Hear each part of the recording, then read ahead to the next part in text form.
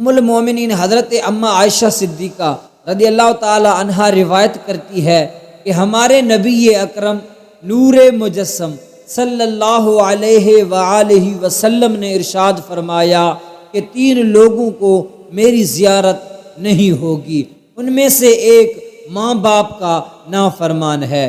مسلمان بھائیوں، یہ مقدس رشتے ہیں، عزت والے رشتے ہیں۔ میں تو یہ کہتا ہوں کہ ان کے سوا کچھ نہیں ہے۔ نبی کریم صلی اللہ علیہ وسلم نے فرمایا ان تینوں میں سے یہ ایک وہ لوگ ہیں جو ماں باپ کے نافرمان ہیں۔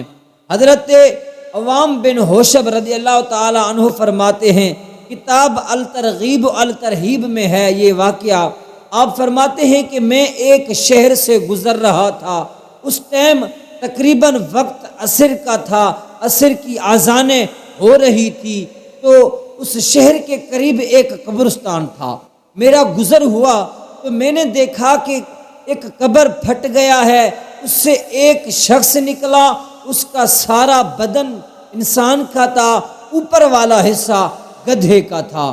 تو میں وہاں کھڑا رہا تو دیکھنے لگا کہ اس نے گدھوں کی طرح 3 مرتبہ آوازیں لگائی۔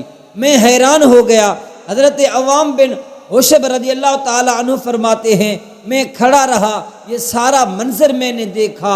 اس ٹائم اس قبر والے شخص باہر نکلا جس کا بدن انسان کا تھا، اوپر والا حصہ گدھے کا تھا۔ پھر اس نے 3 آوازیں گدھے کی طرح نکالی۔ ارد گرد کے لوگوں سے میں نے پوچھا یہ کیا ماجرا ہے؟ وہ کہنے لگے حضور یہ بڑا شرابی تھا، یہ بڑا نشہ کرتا تھا، جب یہ شراب پی کر گھر آتا تھا تو اس کی ماں اس کو روکتی تھی کہ بیٹا یہ اچھا کام نہیں ہے، یہ برا عمل ہے، شراب پینا چھوڑ دے۔ یہ اپنے ماں کو بدبخت ٹوکتا تھا اور یہ کہتا تھا کہ اماں جی معاذ اللہ معاذ اللہ معاذ اللہ، گدھے کی طرح کیوں آوازیں نکالتی ہے، چپ ہو جا۔ جب بھی آتی ہے شروع ہو جاتی ہے ایسے بدتر لفظ یہ اپنے ماں کو نکالتا تھا۔ بس اس دن عصر کی نماز کے بعد یہ فوت ہو گیا۔